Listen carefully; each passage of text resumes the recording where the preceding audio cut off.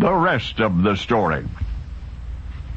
Winter arrived on schedule to stand watch over the dying year, and with it fear invaded Danville, Kentucky. It started as a rumor among household servants, the nearest thing to telegraph in 1809, mutterings that a murderer was at large, a devil it was said, and in no time the entire town was engulfed in dread. By Christmas morning of all mornings, it was learned that the villain was holed up in a certain house on a certain street. His name was Ephraim McDowell. He had poor Mrs. Crawford trapped in there and would surely kill her given half a chance.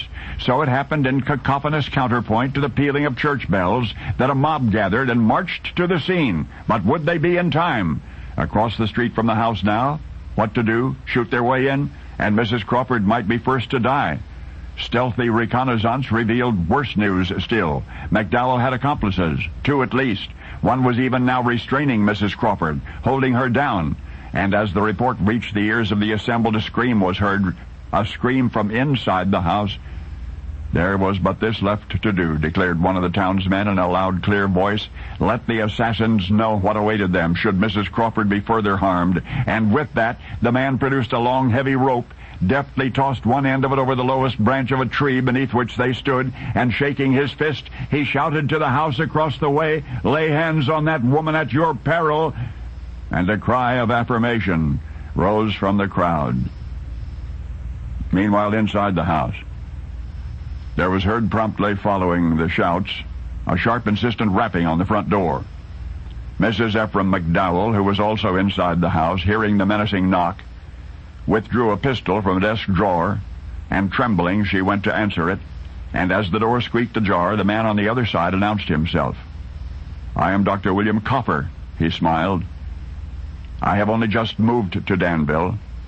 I am here to observe," he said. He might have added, "I am here to observe medical history." For until then, no surgeon anywhere had dared cut into a patient's abdomen to remove an ovarian tumor. But that day, Christmas Day, 1809, Dr. Ephraim McDowell did.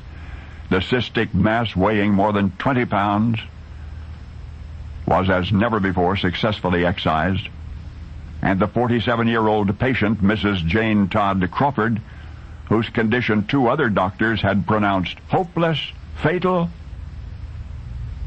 she fully recovered.